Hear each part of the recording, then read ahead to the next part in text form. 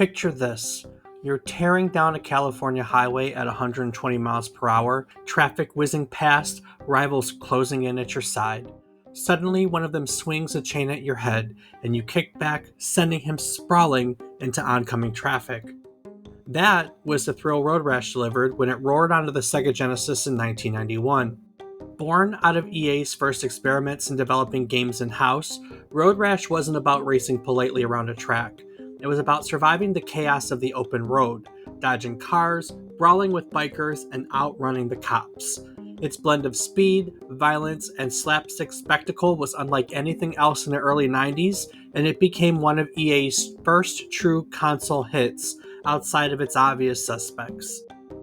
Today, we're looking back at how a failed Andretti racing sim evolved into a Genesis classic, how its rebellious spirit defined a generation of racing games, and why its DNA still echoes in modern tales decades later. So grab your bike, keep your fists up, and join us for today's wild ride down memory card lane.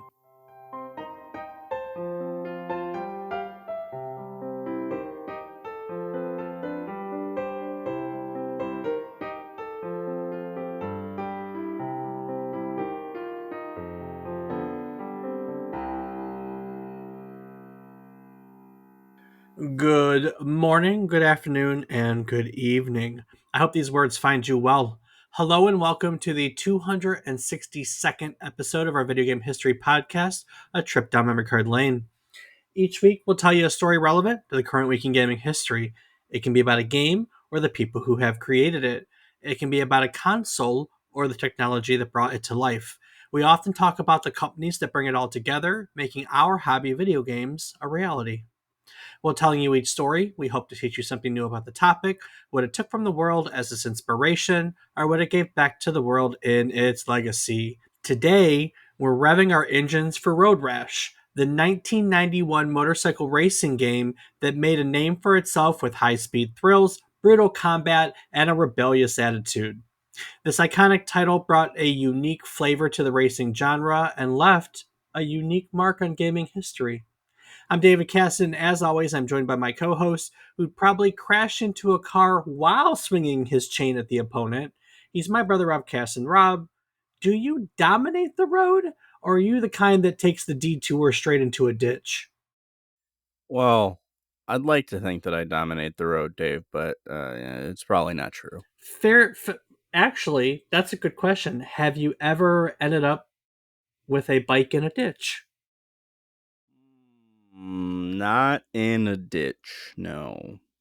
No. I mean, we both know you've wiped out on bikes of both kinds? Yeah, I had a small wipeout on the bike, yeah. Yeah. Motorcycle. Yeah. Definitely on bicycles.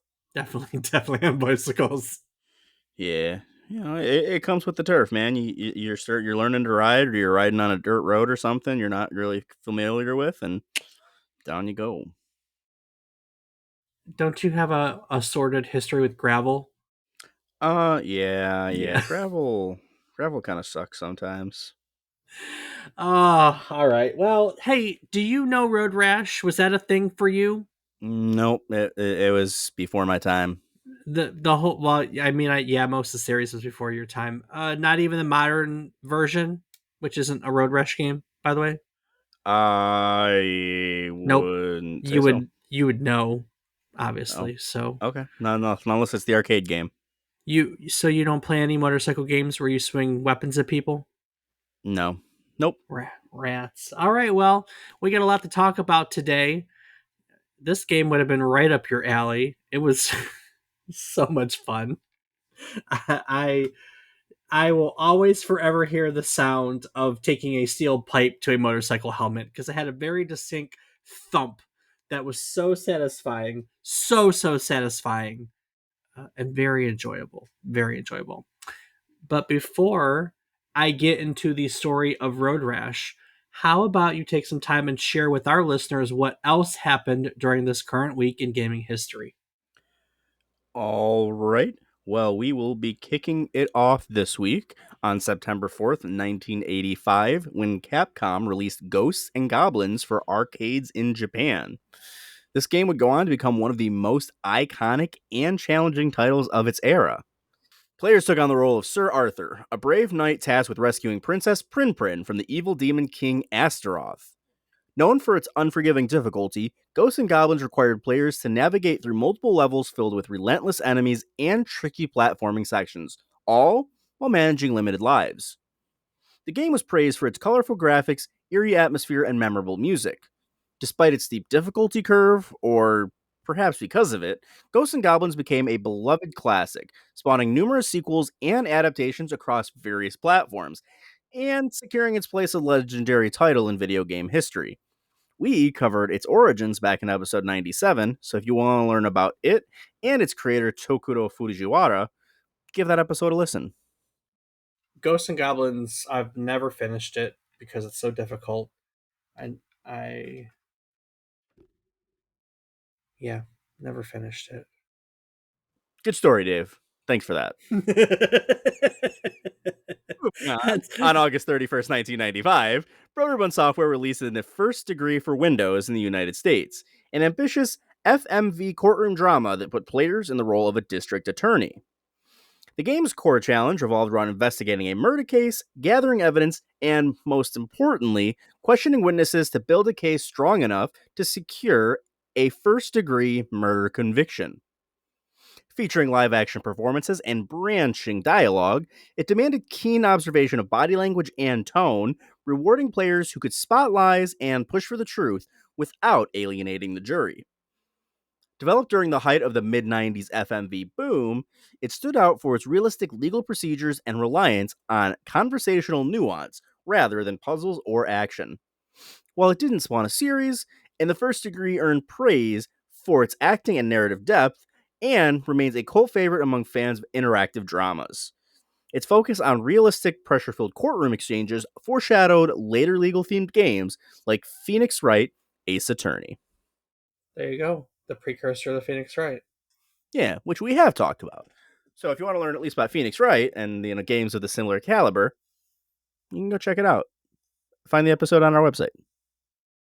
Next up, on September 3rd, 1998, Konami and Kojima Productions launched Metal Gear Solid for the PlayStation in Japan, redefining what a stealth action game could be. Following Solid Snake's mission to stop a rogue Foxhound unit threatening the world with a nuclear-equipped walking tank, it combined cinematic storytelling, voice acting, and inventive gameplay in ways rarely seen on consoles at the time. The game's emphasis on evasion over direct combat, along with fourth wall breaking moments and memorable boss encounters, set a new benchmark for narrative driven action. It became a global phenomenon, cementing Hideo Kojima's reputation and leaving an indelible mark on gaming history. We learned all about this one back in episode 158, so go check it out if you want to learn more. We did? No, I'm just kidding. I love Metal Gear Solid. Yeah, Those no, were we did, and we had a guest who knows the game and the series very well. Well, very well. that Probably one of our most knowledgeable guests. that's an iconic series. That's why we did an episode on it. Very iconic series.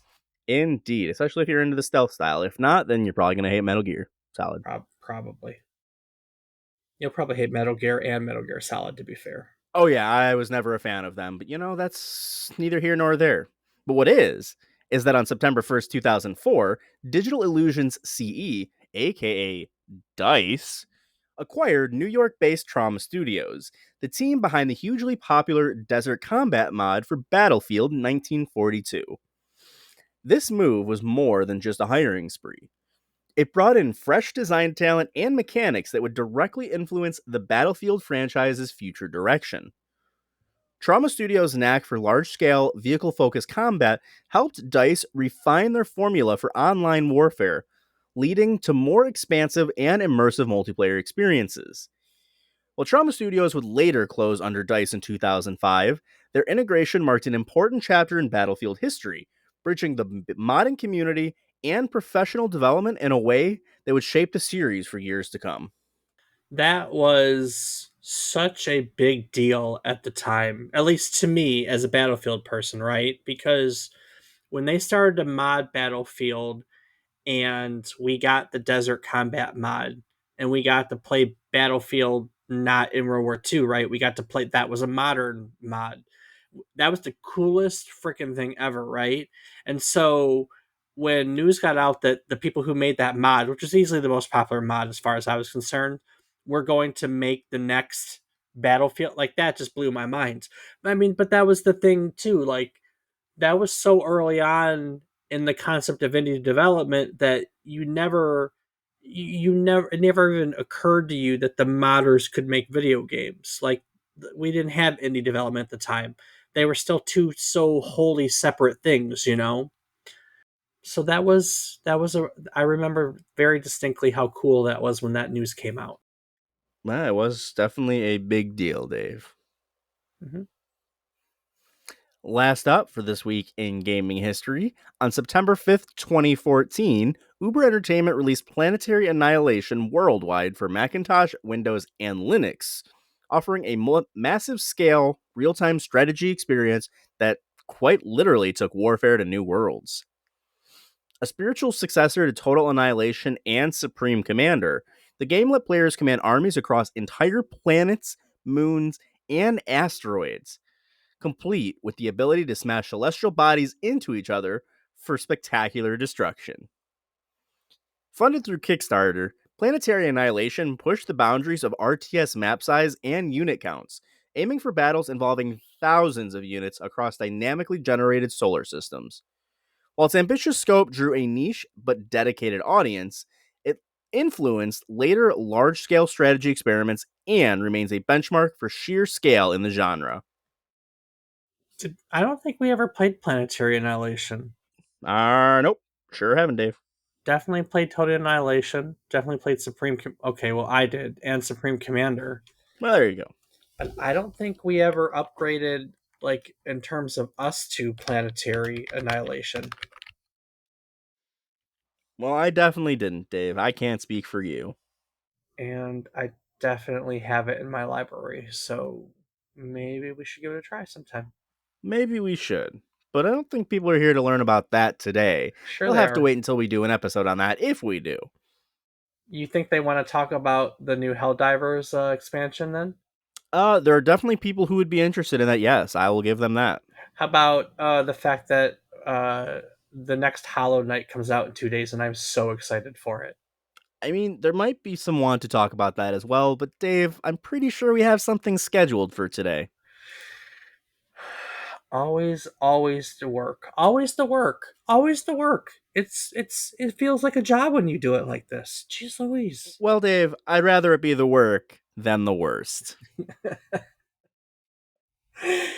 Back in the early 80s, Electronic Arts wasn't yet the giant publisher that we know today. They were founded in 1982 by Trip Hawkins. We've covered this story before in our episode on John Madden. Go check it out. EA was originally conceived as a company that treated game developers like artists. It even referred to them as software artists in their marketing. The early game boxes for EA, just to emphasize this, were designed like record sleeves, complete with the developer's photo and a short bio, because Trip Hawkins wanted to highlight the creators, just like musicians were highlighted on albums. In those years, in those first couple of early years, EA wasn't really building games internally, right? They acted more like a record label. They were signing independent developers, funding their projects, and publishing the results for all the most popular platforms like the Apple II, the Commodore 64, and eventually the IBM compatibles, right? They avoided the console market completely in the beginning, largely because, 82, you could already tell that we were kind of in a decline, and the signs were there for what became the 1983 video game crash. And that devastated companies that were tied to the Atari 2600 and the rest of the home console scene. We did a whole episode on the video game crash. So if you want to learn about that, check it out. At this point, Hawkins and his team believed that PCs were safer, they were more stable, and they were better suited for the kind of serious software that they saw themselves wanting to promote. And so this meant that EA's early catalog was filled with innovative PC titles made by other studios. For instance, Mule in 1983 was a groundbreaking multiplayer economic strategy games that had players colonizing a planet and competing for resources. It was decades ahead of its time in terms of encouraging cooperation and competition. They also had like The Bard's Tale in 1985. That was one of the first big, like, graphically rich, dungeon crawling role playing games on home computers. And that kind of brought like a role playing experience to players who didn't have access to pen and paper Dungeons and Dragons groups. Instead, they could have the same experience on their computer. And what these games did is they built EA's reputation up as a company for creativity, but they didn't really put the company on the same trajectory as its rivals, which were the first party companies like Nintendo or Sega, because those companies were really becoming household names because the home console space was legitimately booming, right? That was growing at such a much more exponential rate than the home PC market that it was recognized at some point that they were going to have to step into that. So by the late 80s, Hawkins recognized that EA couldn't stay a PC only publisher forever. To grow, they would absolutely have to step into the console arena. And that meant taking more control of their games, which also included starting to develop their own titles in house. One of their first internal projects was an NES title called Mario Andretti Racing. And Mario Andretti Racing was meant to bring the prestige of Mario Andretti, the legendary driver, into players' living rooms. But Wait, all Dave, I thought it was Mario and Luigi. no, Mario Andretti. Mario Andretti? Yeah, I can see how that'd be confusing for sure. No, there was a race car driver named Mario Andretti, and they weren't trying to copy Nintendo that much. Close, but no Hmm. cigar.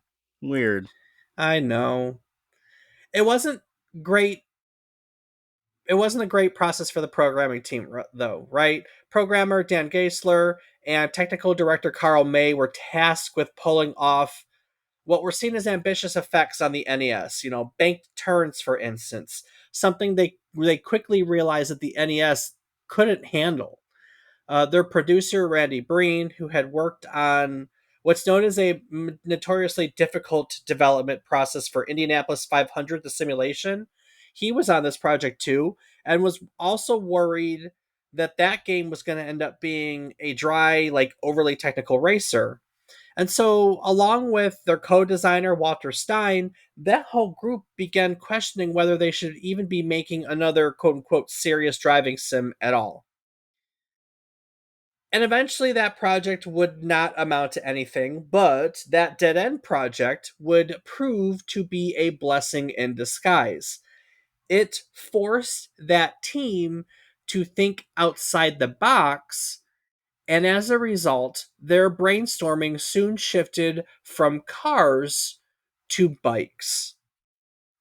Producer Randy Breen was a longtime motorcycle enthusiast, and he was quick to point out the advantages of bikes. Motorcycles offered more expressive riders, more vehicles on screen at once, and a cultural edge that no car game could match, right? Because you can't see through windows. Motorcycles are smaller, which meant less pixels, so you could have more on a screen. And motorcycle culture was definitely a booming thing in the 80s and 90s, you know. And so that's what they're talking about with cultural edge, right? It was also around this time, too, that EA, while they had initially said, hey, we're going to be making for the Nintendo Entertainment System, they also kind of started to look at beyond the NES at that point, because in 1989, Sega had launched their Genesis in North America, and it boasted stronger hardware, faster processing, and the ability to pull off scaling road effects that the NES wasn't capable of, right? More importantly to that, Sega was marketing the Genesis directly at teenagers and young adults. Its emphasis was on being cool and rebellious, and that was a perfect fit for motorcycle culture. Perfect for that rough and tumble kind of biker game that the team was envisioning, right?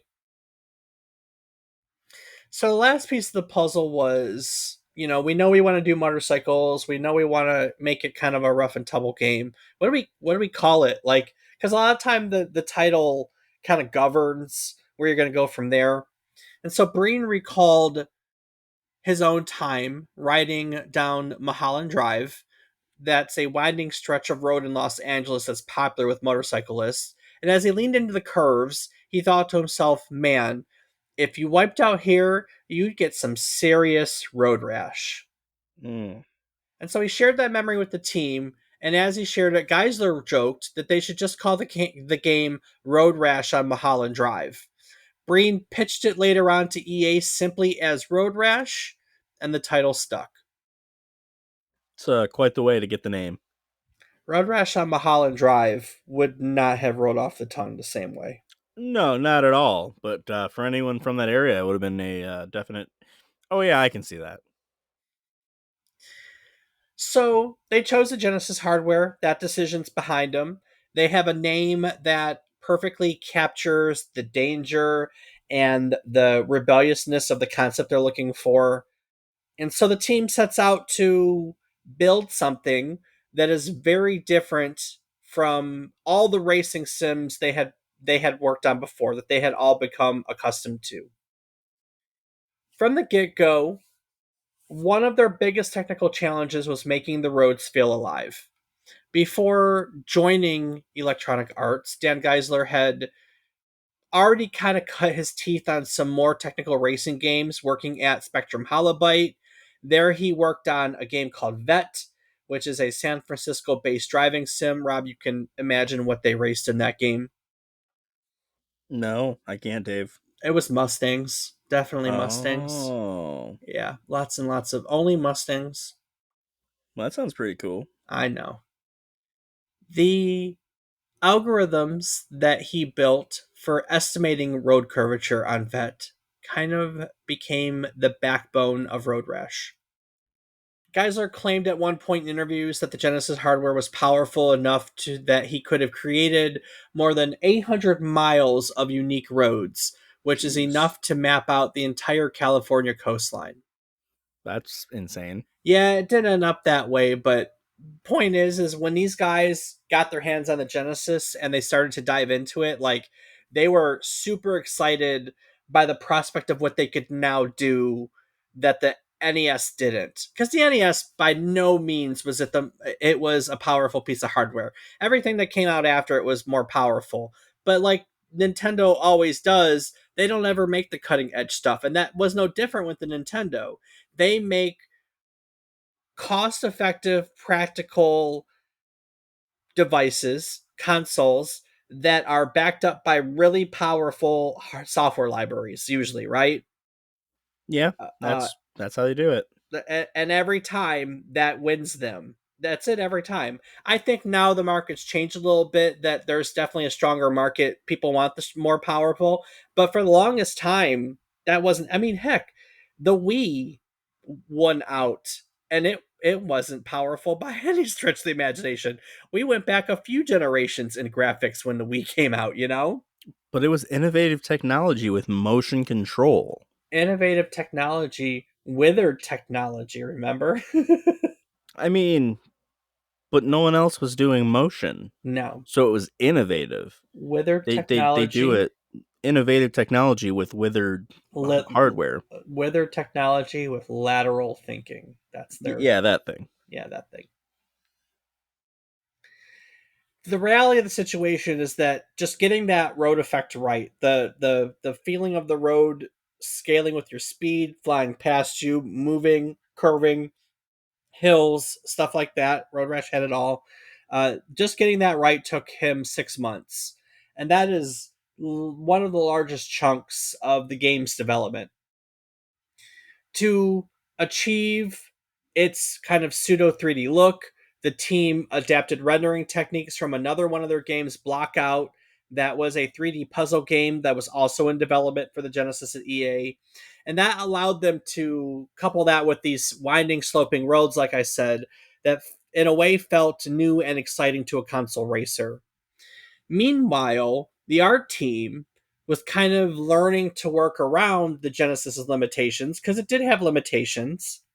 Lead artist Arthur Koch joined midway through development. He was tasked with training other artists on EA's in house tools and helping them kind of conform to the system's 64 color palette.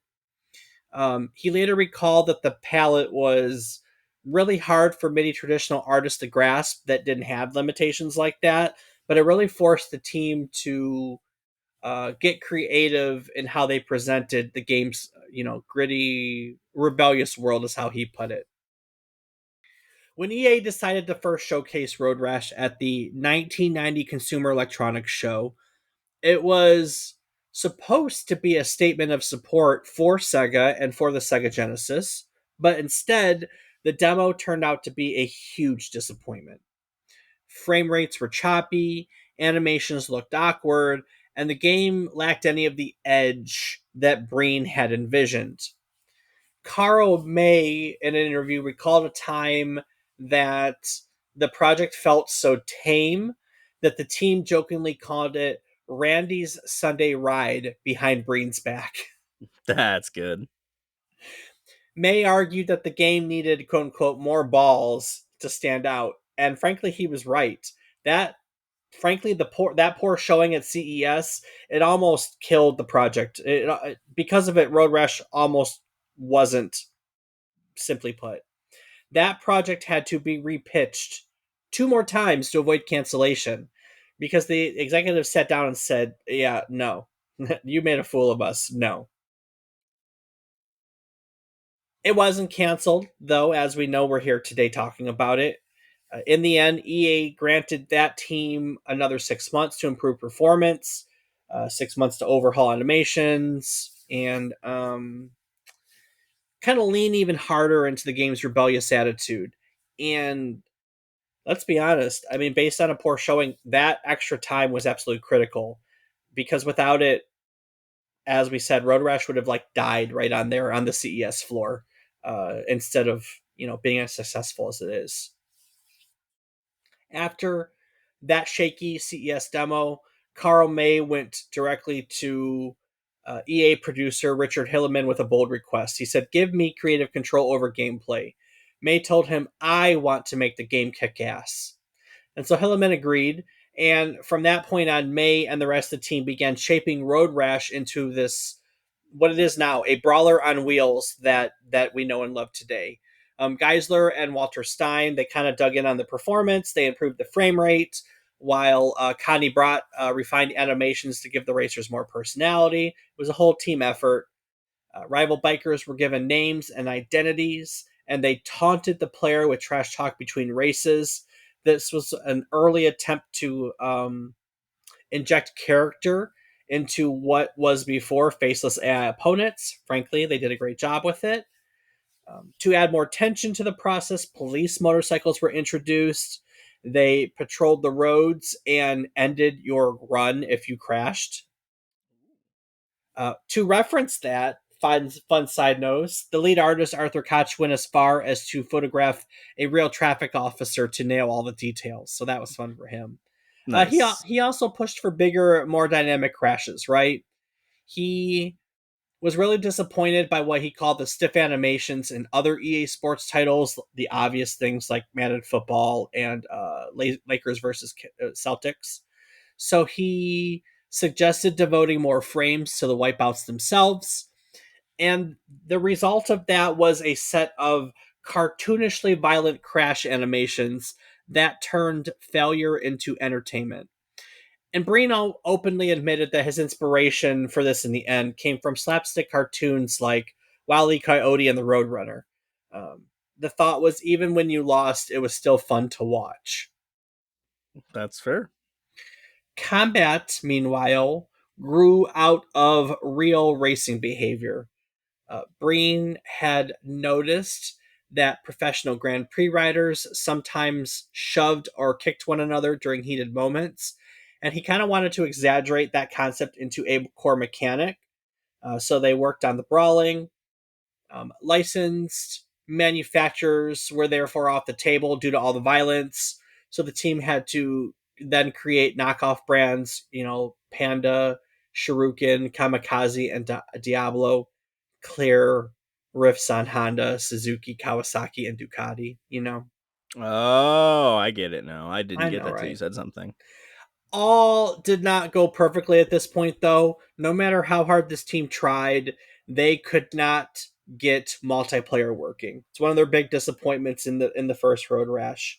Their road scaling effects, as they learned how to do them, just ate up too much of the console's power, and so head-to-head play would have to wait. It got integrated into the sequels, which we'll talk about, but they couldn't make it work here in the first one. But beyond that, players still got a full package: expressive bikers, aggressive cops, and brutal crashes. And speaking of crashes, Rob, sometimes starting a podcast can feel like trying to keep your balance in the middle of a high speed brawl. But thankfully, it doesn't have to be that way. Yeah, when you're dodging traffic, throwing punches, and trying not to wipe out, the last thing you want is complicated text slowing you down. Starting a podcast sounds just as intimidating. Where would you even begin? Well, that's where Zencaster comes in. Zencaster is an all in one podcasting platform that makes it incredibly easy to record high quality audio and video right from your browser. No confusing setups, no expensive equipment, just log in, hit record, and you're good to go. So I don't need to kick and punch my way through a bunch of complicated software? Exactly. Zencaster's post production tools make you sound like a pro. It automatically removes background noise, balances your levels, and even edits out those awkward pauses or filler words like or It's like having a pit crew for your podcast. That sounds a lot easier than dodging cops in Road Rash. Once I've recorded, how do I get my podcast out into the world? Well, that's the best part. Zencaster helps you distribute your show to all the major platforms like Spotify, Apple Podcasts, and more. It's never been easier to share your voice and grow your audience. All right, listeners. I guess that means that if you've ever wanted to start your own podcast, now's the time. That's right. Just head over to zencaster.com/pricing and use our offer code, all one word, memory card lane. You'll get 30% off the first month of any Zencaster paid plan. Whether you're just starting out or looking to level up, Zencaster makes it simple. And with that, let's get back to the mayhem of Road Rash. Road Rash hit store shelves for the Sega Genesis in September of 1991. And while it wasn't an overnight blockbuster, it steadily built momentum thanks to word of mouth and strong reviews.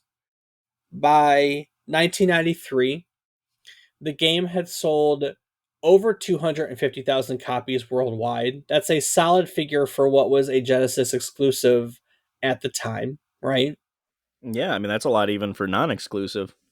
And that success was particularly important to Electronic Arts because it validated what they considered to be a risky move into in house console development. Their success showed that they could produce original hits on the same level as established Japanese studios like Nintendo, right? Indeed. This title proved to have long legs commercially.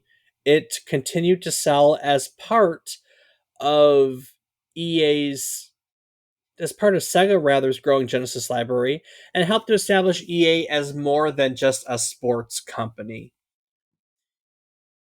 Ports eventually came to the Amiga in 1992 and the Sega Master System, Sega Game Gear.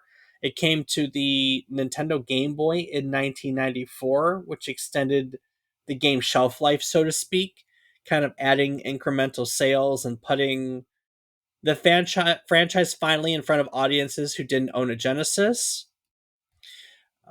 EA never did officially release lifetime numbers for the Genesis version, but industry reporting and kind of retrospective interviews consistently placed the first Road Rash somewhere in that like 250,000 to half a million copy range. That makes it one of EA's more successful non-traditional sports titles of the early 90s, right? Because they had their Maddens of the world, but this doesn't fall into that traditional sport game category. So it was commercially successful, and the strong commercial showing of the first Road Rash kind of convinced EA that they had a franchise on their hands, right? Um a year later in 1992, as they were porting the original to other systems, they managed to bring a sequel, Road Rash 2, to the Genesis. It kind of, not kind of, it did keep the core gameplay, but they expanded it in a lot of ways. What they most significantly brought to the table was they were finally able to include split screen multiplayer. So they managed to overcome those limitations that they couldn't figure out in the first one. So the second one was basically Road Rash with multiplayer. Because of that, players could now go head to head or team up against the cops, and the game kind of added new weapons to keep the combat fresh. Sales of Road Rash 2 were even stronger than the original, and that really cemented the series then as one of EA's like key properties that wasn't Madden or one of their other traditionals, like I think FIFA. We're getting close to FIFA. We're getting into FIFA territory rather. By the mid 90s, 95, by Robert year, Rob year you were born. Oh. 95 Road Rash 3 was released. That took the Road Rash concept that took the Road Rash concept worldwide. There were tracks set in locations like Brazil, Kenya, and Japan. But with it going internationally, it really proved that they had pushed the Sega Genesis hardware as far as it could go. So it was pretty obvious that they were going to have to take the next steps and move into the next generation of consoles, into the emerging would have been 32-bit era is what's next. And so that leap first came to the 3DO in 1994 when they brought Road Rash to the 3DO. And that version was essentially a reboot. It had digitized graphics, had live action full motion video cutscenes.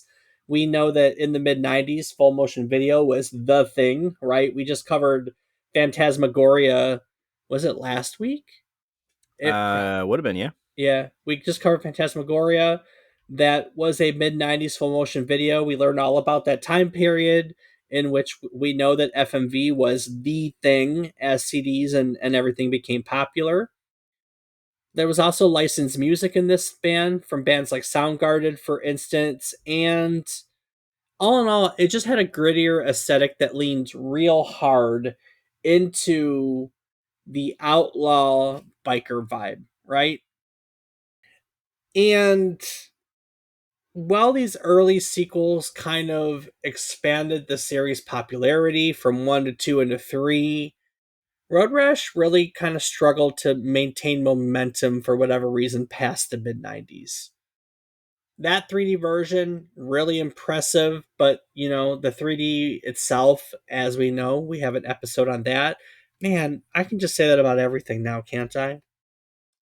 We know that the 3DO never had mass market success. So even though there was a really impressive version on the 3DO, it just wasn't getting into people's homes.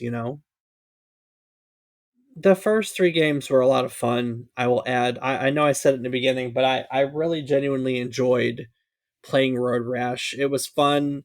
I think my favorite weapons were the pipe and the chain. I think the chain had more length than any other weapon, so it was fun to whip people with the chain. And Rob, if you don't know, when you hit people enough, you knocked them off their bike, and that was the fun of it. And if I remember correctly, the bike kept going and would eventually like peter off somewhere, and that was a lot of fun. I don't know if that's if I'm remembering a different one in the line, or maybe I'm remembering the modern one, but I just remember knocking people off their bike and watching them tumble, or that was a lot of fun to watch them tumble. I mean, generally, if you hit someone on a bike, they're gonna fall over. So Very true. Very, very true. Very, very, very, very true. These were just fun games. They were fun games to just motor. What they were simple. You just bike your way to the front of the pack and beat up everyone along the way. So, it wasn't terribly. It wasn't terrible. But as we move through different generations, they tried to keep this series alive. That 3DO version was eventually ported to the PlayStation, ported to the Sega Saturn, ported to the personal computer, to the PC at once, and that kind of gave it a wider audience. But the popularity of a combat racing game was starting to shrink. I mean, let's be honest, too. By the late 90s, we had Twisted Metal, which, as we kind of know based on the status of these two games, definitely the more popular of a combat racing series, right? right. In 1999, EA tried to bring it to a new generation by releasing Road Rash 64 on what else but the Nintendo 64. Duh. That was developed externally, not an EA developed title. Really just did more of the same, kept the series' core formula.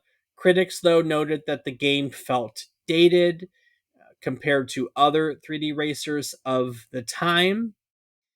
That same studio that made Road Rash 64 would also move on immediately afterwards to make Road Rash Jailbreak for the PlayStation a year later in 2000. And that added story elements and kind of a story around prison. So they tried to make it more narrative driven, give it more structure, so to speak, but that fell on deaf ears. That really fell flat with everyone. And so it didn't reignite interest in the series like everyone had hoped, right? And after that, Road Rash just kind of faded away from EA's priorities. By the late 90s, there were more technical racers like Gran Turismo. There were over the top arcade hits like the EA published Burnout that really shifted the racing landscape. And that blend of slapstick brawling and motorcycle racing that defined Road Rash really started to feel like it was a product of the 90s, right? Um, EA has occasionally teased revivals, and the series has appeared in various compilations like EA Replay, which came out for the PlayStation Portable. But there is no true successor to it by Electronic Arts.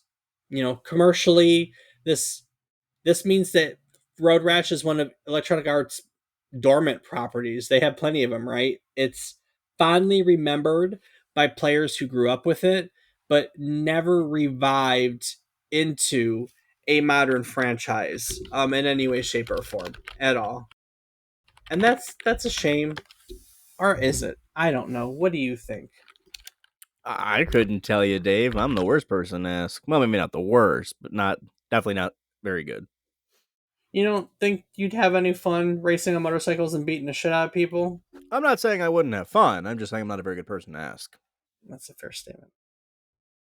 Its decline isn't the result of one bad game. It's kind of the result of a gradual loss of relevance as the industry moved away from these arcadey racers and more at its time into more polished simulations and more cinematic racers. That was definitely the thing into the early 2000s, right?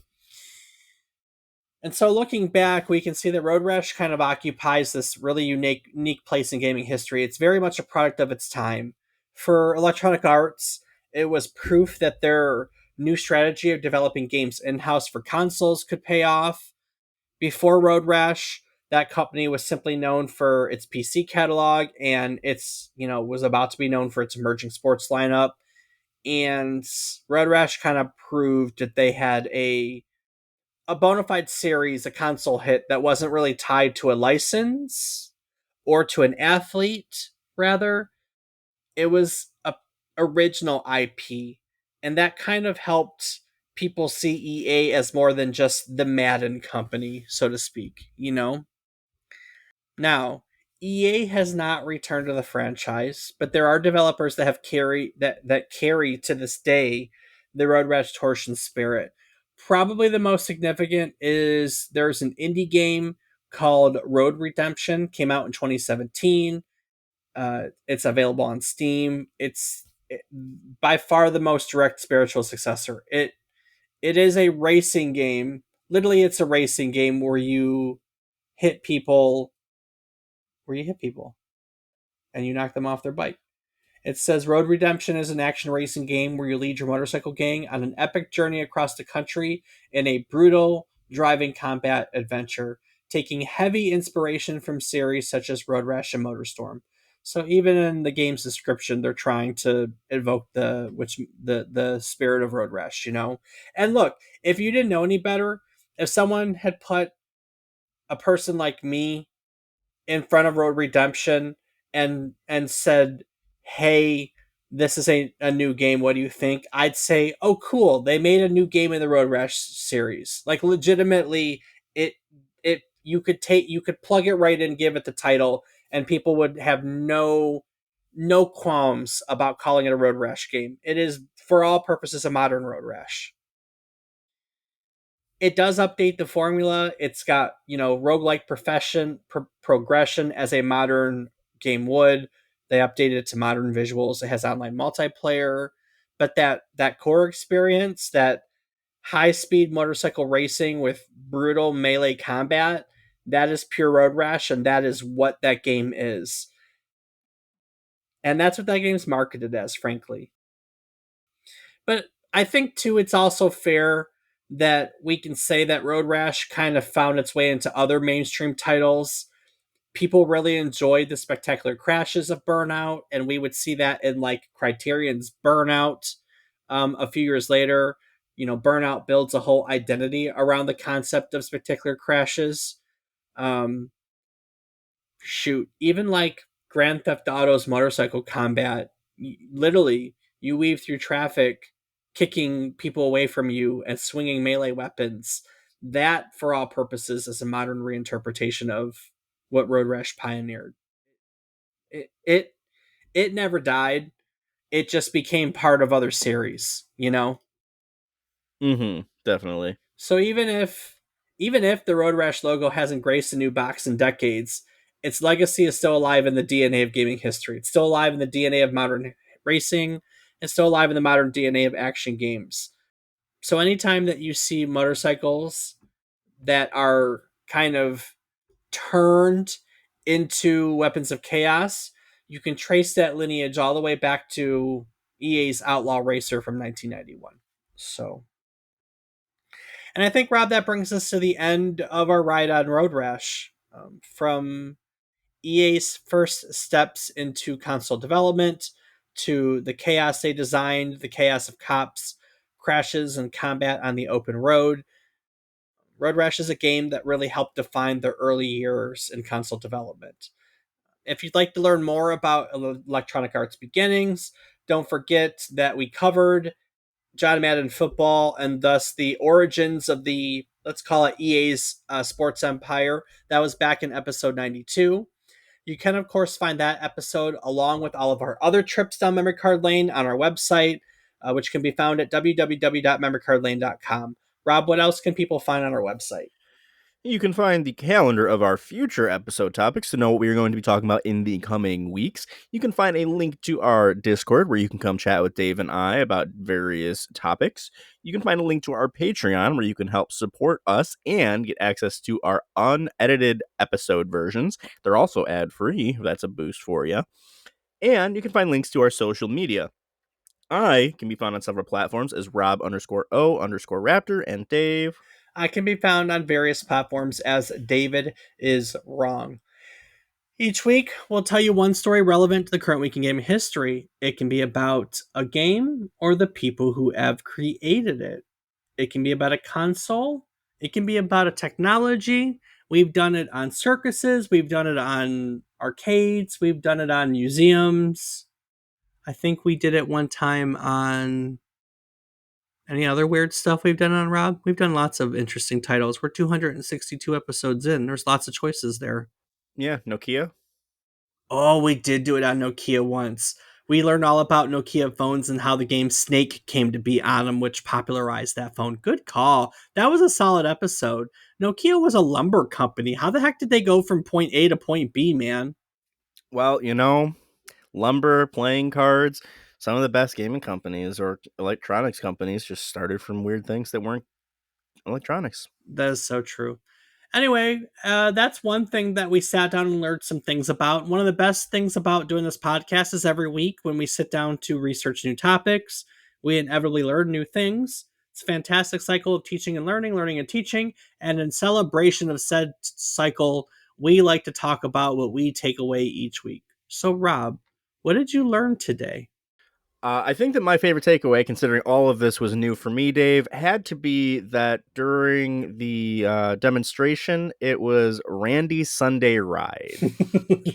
That's just one of those things you hear and you're like, damn, that's cold. This game's supposed to be about beating people up and having a great time out on the road, fighting and all this, and to call it a Sunday ride, you don't want to hear that. You don't want to hear that. I think the other cool part of it is that they could have made the entire California coastline, coastline highway, whatever. Mm-hmm. The entire California coastline with with the hardware of the Genesis, which you don't think for consoles that old that they could do something that big, I guess. Mm-hmm. So it's just kind of interesting to hear. Again, those are things that I would not have foreseen. So those are my two takeaways. What about yourself, Dave? What's your big takeaway? I find it interesting that I didn't know this was one of the first games that EA developed in house. It was one of the first, not the first, but it was of the handful of first, right? Because they were putting all their this team, that team, that team, that team, and it was among those first teams when they decided to get into their own development. And so I didn't know that, and I really didn't know in turn that this kind of came from a failed experiment, right? Came from Mario Andretti Racing, which they wanted to do for the NES and couldn't figure out. So they took kind of what they wanted to do for that over to the Sega Genesis and made a completely different game. So I find that interesting. If you do ever want to play Road Redemption is a new one. It's cool. It's actually a good game. It's on Steam. I mean, its normal retail price. Its normal retail price is 20, but I'm looking at its historical price history, and it has dropped to literally 90% off before on more than one occasion. So it drops down to $2 from every once in a blue moon. It's probably worth buying at $10 or less, in my opinion. I think it's at the very least a $10 game if you don't want to pay full price for it. So if you're ever curious about it, it's worth a buy and a playthrough. It's not a shabby game. It Destructoid gave it a 9 out of 10. So there you go. Not too bad. I Not re- too bad at all, Dave. I think the last level on it is a rooftop one where you're racing from rooftop to rooftop, and it's a lot of fun to try to knock people off of the rooftops. So Oh yeah, I can see that. yeah. It's a good game. I would recommend it. So there you go. Rob, before I wrap up my thoughts on the matter and take it into next week, is there anything you'd like to add to today's episode? Well, I'll take a quick moment to say thank you to everyone for listening as we punch and kick our way through all of our topics in gaming history. We appreciate having you along as we learn and dive into all of the crazy happenings that happen to bring our passion to where it is today. So, thank you. What started as a scrapped Nintendo project became one of EA's first great console experiments, proving that they could build hits in house, and it helped cement their reputation beyond Madden. For players, it turned racing into something more than speed. It turned it into a lawless fight for survival, filled with cops, chaos, and frankly wipeouts that were so entertaining. It was sometimes worth just watching yourself fly everywhere. The franchise eventually lost its steam, obviously, but its influence never faded. From the crash heavy chaos of Burnout to the melee combat of the modern Road Redemption, even into the outlaw energy I feel of motorcycle combat in games like the Grand Theft Auto series, you can really still kind of feel the echoes of what Road Rash is trying to do. It as a series may be dormant, but the groundwork it laid down has never really been forgotten. It's just been reappropriated into other series. So whether you remember it as the game that made you laugh when you crashed, curse when the cops pulled you over, or cheer when you kicked a rival into a ditch, Road Rash really still stands out as a reminder of what happens when developers dare to take a genre like racing off the beaten path. Next week, we are parking our bikes from Road Rash and swinging into the jungle with Pitfall. Released in 1982 for the Atari 2600, this iconic adventure set the standard for platformers, challenging players to navigate treacherous jungles while collecting treasures and avoiding danger. With its groundbreaking mechanics and cultural impact, Pitfall wasn't just a game, it was a leap forward for gaming as a whole. So join us as we explore its history, innovation, and legacy on next week's adventurous trip down memory card lane. Do the thing.